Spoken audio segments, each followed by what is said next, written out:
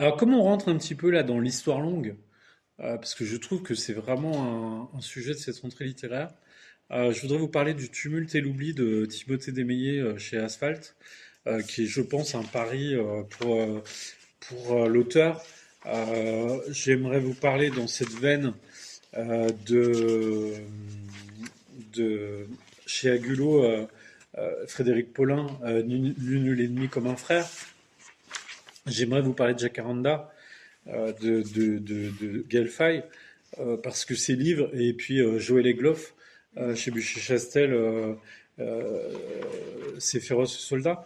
Parce que moi, pour moi, ces livres-là, quelque part, pourquoi, enfin, je les trouve super intéressants dans cette rentrée, c'est que souvent, on est un peu égocentré sur nos bouts d'histoire. Enfin, et pourtant, parfois, l'histoire, elle perdure, elle dure, et elle a des conséquences aussi pour nous. Ailleurs, parfois dans des blocs géographiques beaucoup plus vastes que les nôtres. Du coup, bon, bah voilà, on voit la guerre Ukraine-Russie, mais est-ce qu'on est vraiment conscient de qu'après la guerre, après le passage des nazis, hein, j'emploie bien les nazis, j'emploie pas l'armée allemande, dans ces pays, le soviétisme arrive. Et imaginez qu'en Pologne, par exemple, il s'ouvre en 86. Donc vous imaginez, nous, on essaye tant bien que mal depuis 45 de se dire qu'est-ce qui s'est passé, où on en est, tout ça. Vous avez des pays là qui, enfin, ils disent on veut plus Poutine parce qu'ils ont connu l'enfermement soviétique, quoi. Mais est-ce qu'ils n'ont pas connu un autre enfer avant le soviétisme qui parfois a fait qu'ils ont choisi le soviétisme, enfin qu'ils ont été des agents locaux, régionaux de tout ça et tout ce que ça entraîne comme histoire. On parle du Liban, de ce qui se passe en Israël, tout ça. Comment ça a commencé le Liban et qu'est-ce que ça nous raconte par rapport à notre histoire, à l'histoire du Liban, à l'histoire d'Israël, l'histoire de la Palestine, l'histoire de, enfin, de tous ces gens. Donc, le Rwanda, maintenant on a un recul de 30 ans. Quand on raconte une histoire plus ou moins familiale, entre guillemets, parce que c'est une histoire, et qu'on part en arrière, puis qu'on remonte comme ça sur une énigme familiale, sur un puzzle familial, finalement on fait de l'histoire au long cours, et qu'on soit dans les Sudètes pour raconter l'Europe centrale, ou en tout cas l'Europe de l'Est, qu'on soit au Liban, ou qu'on soit au Rwanda, on parle de guerre fratricide, on parle de changement de régime, on parle de... Quelque part, vous savez, il y a un peu, pour l'histoire générale, avant et après Jésus-Christ, pour des gens, il y a avant et après la Seconde Guerre mondiale. Puisque vous le savez, même ici, il y a des gens qui ont pu être résistants, collaborer, et ça a marqué leur vie à jamais. Puisque, en fait, cette idéologie a tout défoncé, quoi. Et même les gens qui pensaient avant cette guerre, après la guerre, ils se disent comment on peut encore penser, comment on peut encore bah, je sais pas, vivre avec des idéaux ou avec quelque chose, et après le rouleau compresseur du nazisme et cette utopie nazie qui s'est installée vraiment profondément, ou au Rwanda, des frères de vie, ou au Liban, là je mélange trois livres en même temps, hein. Donc si vous suivez pas, vous me dites, ou au Liban, des gens bah, qu'on avait du mal à distinguer, hein, qu'ils soient druzes, palestiniens, chiites ou chrétiens, qui étaient des Libanais ou la confession comme identité n'était pas encore un curseur pour comprendre les gens, et personne n'imaginait la guerre, puisque en fait ces gens très différents vivaient depuis des siècles ensemble. Pourquoi donc Paulin adresse en fait son livre aux enfants qui vivent qui jouent dans la rue aujourd'hui? Connaissez-vous l'histoire de... Bon, c'est plutôt les enfants de l'époque où commence son livre. Les enfants, connaissez-vous l'histoire d'avant, avant la guerre, qui s'éternise jusqu'à aujourd'hui, puisque c'était une histoire de paix où tout le monde vivait ensemble. Et donc, là, il y a, vous savez, ce mot qu'on emploie tout le temps, petite histoire, grande histoire, de manière un peu facile. Là, ça prend une toute autre dimension hein, dans ces livres-là. C'est-à-dire que oui, il y a la petite et la grande histoire. Parfois, les gens n'en ont rien à faire de ce qui est en train de se passer autour d'eux, mais parfois ils sont rattrapés, qu'ils le veuillent ou non. Parfois, ils passent à travers les gouttes. Parfois, ils sont rattrapés des années après. Hein.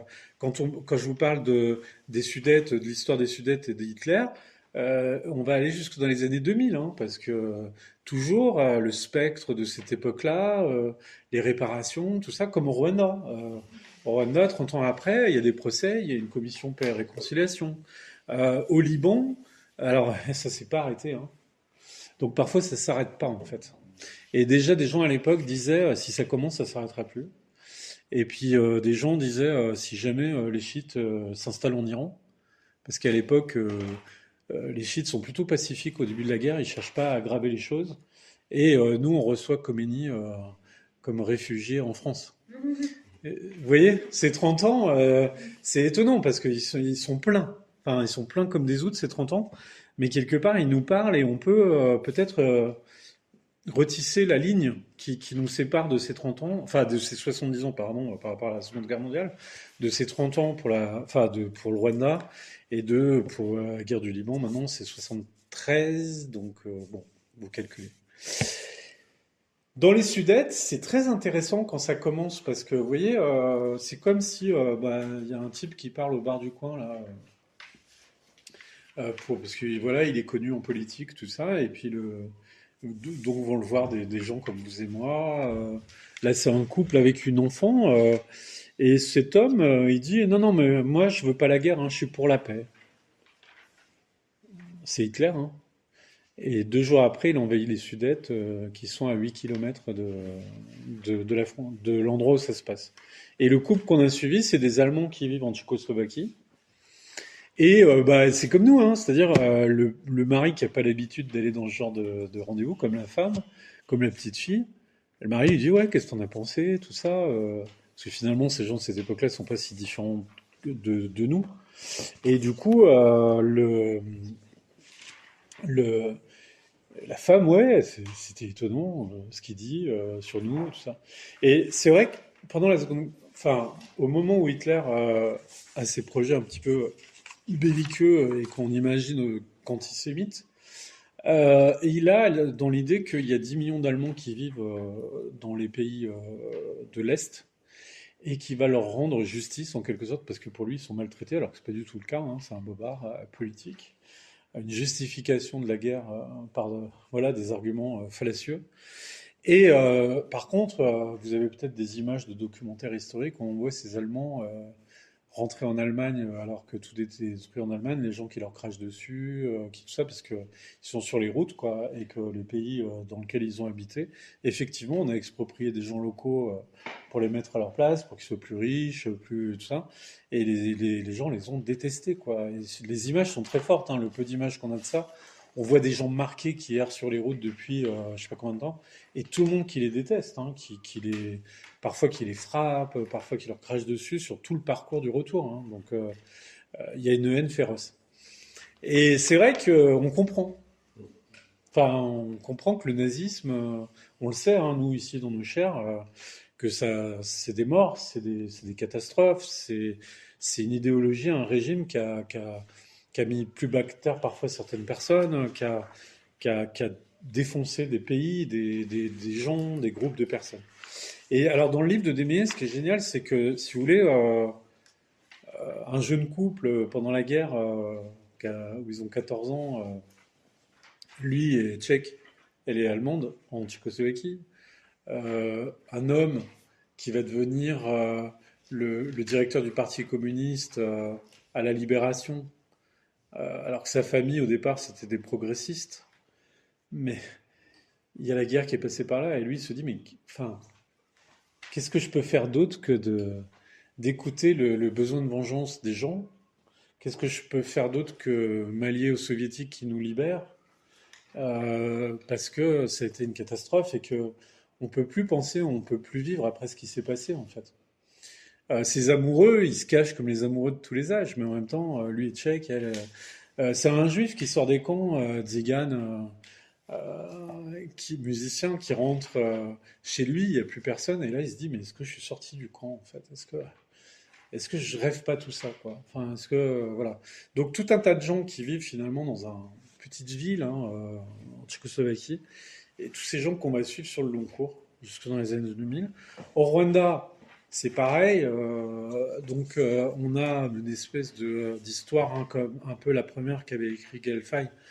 Mais là, on se dit, tiens, là, donc, dès le départ, une mère intrigante, mystérieuse. On se dit, est-ce que c'est vraiment une mère, ça, quand un fils pose des questions, veut savoir son histoire familiale, tout ça. Enfin, c'est compliqué, quoi. Et elle est complètement opaque. Et nous, du coup, à cause de ça, on va avancer sur 3 générations et on va avancer en âge avec le narrateur. Moi, au début, je trouvais le livre un peu facile.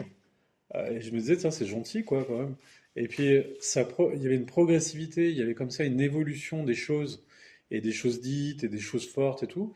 Et j'ai compris pourquoi au début je trouvais ça facile. C'est un pré-ado au début, qui s'intéresse à pas grand-chose. C'est plutôt sa copine Nadège qui le pousse à être un peu quand même éveillé et tout ça. Et lui, il est un peu. Et puis, la famille Nescafé, c'est pas trop son truc, quoi. Mais la mère réagit, puis la mère, un jour, elle lui amène un gamin qui a un coup de machette dans la tête. Et lui, il se dit, qu'est-ce qu'il fait, ce gamin? Il est complètement apeuré, tout ça. Elle lui dit, c'est ton cousin. Ok. Lui, il se dit, il a toujours rêvé d'avoir un frère ou un demi-frère. Il se dit, ouais, il essaie de consoler ce gamin, de le protéger et tout. Et puis là, le gamin redisparaît du jour au lendemain. Et la mère a rien à dire là-dessus, quoi. Donc, vous voyez, et donc, finalement, ce préadolescent, quelque part, il va chercher à comprendre. Il va chercher à aller au Rwanda. Donc, en même temps qu'on revient dans le passé, en même temps qu'on avance dans son histoire, on a des allers-retours avec le Rwanda. Et on va retrouver Claude, le gamin. Je vous raconte pas tout, hein, mais il y aura plusieurs générations. Il y a la grand-mère, il y a la petite Stella. Enfin, il y a tout un tas de personnages qui rentrent dans le puzzle comme ça. Il y a un personnage qui vous plaira, c'est Sartre, qui est une espèce de médiathécaire d'avant-garde ou de médiathécaire dans les ruines.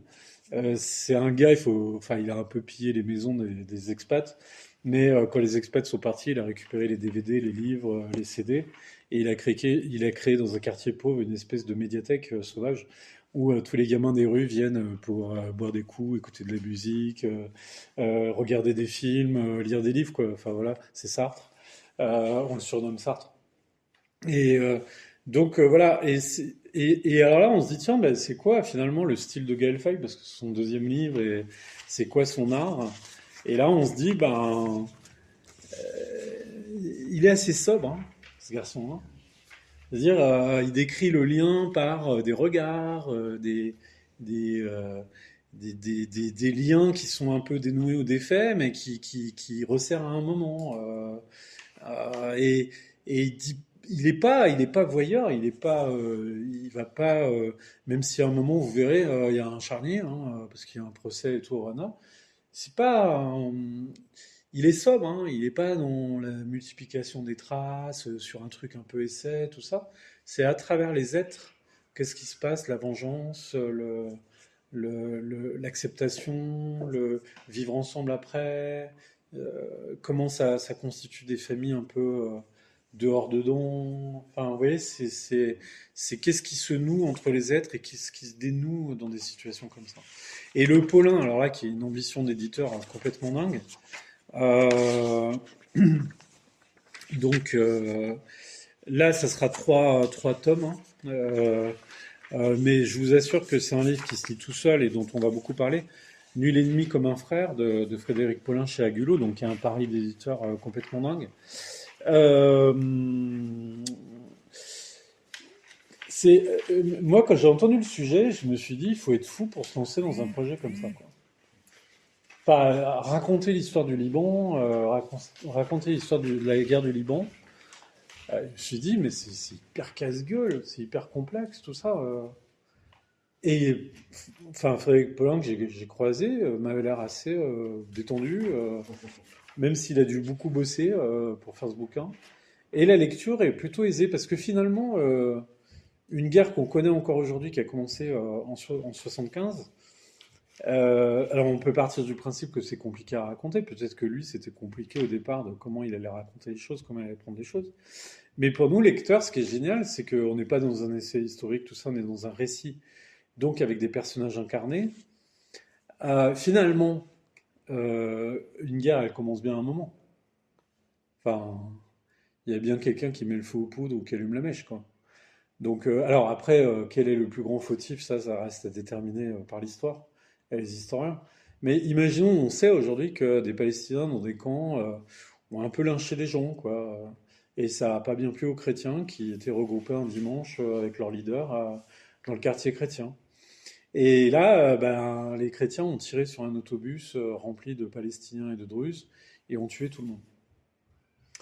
Et là, donc, dire en France, alors qu'à l'époque, le Liban, c'est la capitale des chrétiens d'Orient, et qu'aujourd'hui, c'est plus rien, hein, enfin, de ce côté-là, compliqué, quoi, peut-être encore aujourd'hui de dire ça, parce qu'on était plus de ce côté-là, en fait, en quelque sorte. Et du coup, bah, finalement, comment on raconte tout ça? Donc là, on a la mèche, on a un peu la poudre. Ah bah, finalement, nous tous, on a. Enfin, déjà, imaginons, on est dans un groupe. Enfin, je sais pas, vous êtes chiite, je suis chrétien. Il se trouve que dans l'histoire du Liban, l'histoire est liée à des familles. Et donc, du coup, pendant la guerre, ça a donné lieu à des phalanges armées qui se sont battues entre elles parce que appartenant à des familles. Ces familles sont devenues, ces familles qui étaient des chefs de dialogue, de discussion, sont devenues des chefs de guerre. Mais du coup, vous êtes chiite, je suis chrétien. Ben, je prends un personnage de mon groupe, hein, qui a peut-être des frères, qui a peut-être des cousins, qui a peut-être un rôle dans ce qui se passe. Et si je le suis, et puis si je suis un peu tout le monde tout le long, sans accroc, sans... parce que c'est génial, hein, c'est sobre, mais c'est très efficace, bah peut-être que je peux raconter le point de vue de chacun. Et comment ce truc, au départ, que tout le monde a craint, ce truc, tout le monde se dit, ouh là là, puis certains veulent participer, d'autres pas.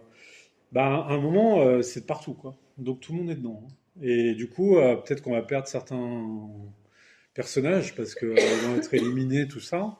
Mais on va en reprendre d'autres. Mais et puis les coups de feu partout, ça y est, hein. Les quartiers se ferment, les barrages se fixent. Et là, bah, comme je vous dis, des gens disent que cette guerre ne s'arrêtera jamais. Et aujourd'hui, on voit bien Hezbollah, Israël, Syrie, machin. Enfin, il y a encore les acteurs de tout ça, quoi. Et puis il y a encore la France, blabla, blabla, blabla. Puisque à la même époque, imaginez les enjeux pour la France, hein. Si on fait, parce que bien sûr, il y a une diplomatie au Liban, et on a un personnage qui est Lerman au départ qui est génial, qui est une espèce de diplomate un peu border, qui a envie de rester sur place parce que c'est sa ville, le Liban, il n'a pas envie de vivre à Paris, quoi. Imaginez qu'à Paris, vous avez quelqu'un comme Pasqua qui est en train de créer l'UDR pour propulser Chirac. Et puis vous avez le PS qui arrive au pouvoir. Et pour asseoir son pouvoir, qui cherche des experts dans différents domaines, et aussi sur le Liban, pour pouvoir dire, nous, on est au courant des dossiers, quoi. Enfin, donc, on va faire des allers-retours avec la France. Oui. Et alors, un moment dans la discussion avec l'éditeur et l'auteur, l'éditeur était là, ouais, non, mais il voulait écrire une biographie de Charles Pasqua. Alors moi je me suis dit bah super intéressant parce que s'il y a un personnage central dans l'histoire de la droite quand même c'est lui quoi. Après on aime ou on n'aime pas hein, mais comme biographie politique c'était un super projet quoi. Puis il me dit non mais plus personne sait qui passe quoi aujourd'hui. Donc voilà. Mais donc il y a pas quoi hein. Dans ce livre il y a et d'autres hein, mais parce que pour des affaires. Les familles chrétiennes du Liban étaient liées à des gens à Nice, à Paris, tout ça. Donc, en fait, alors, sans quittant ce truc politique, là, on a affaire à des hommes, des femmes qui aiment, qui souffrent, qui se vengent, qui se battent. Et du coup, on suit des hommes et des femmes. Voilà. Et comment cette guerre s'incruste jusqu'à être une chose impossible pour tout le monde, en fait, hein, jusqu'à encore aujourd'hui. Mais c'est difficile de se dire, tiens, bah oui, les chiites, alors au début, ils veulent pas se battre, et puis finalement, ils sont une minorité pauvre de la banlieue sud du Liban. Euh, et ils sont pas en Iran, communistes réfugiés en France. Et cet homme veut pas se battre au nom de la religion avec les Palestiniens, même si c'est pas exactement la même religion. Enfin, c'est pas la même manière de croire en Allah, quoi. Et là, on se dit, non, mais c'est génial parce que on est à la racine, vous voyez, de toute cette histoire. C'est pas que le Proche-Orient, c'est la France et le Proche-Orient, les Américains et le Proche-Orient, parce que les Français, blablabla. Là, les seuls qui autorisent l'ONU, tout ça à intervenir, tout ça, c'est les Américains. Oui, enfin, puis Israël et puis les Syriens. Enfin, c'est parce qu'il y a des gens extérieurs qui jouent aussi le jeu. C'est une entreprise dingue, mais c'est génial comme livre. Soutenez cette entreprise éditoriale et cet auteur qui là nous donne quelque chose de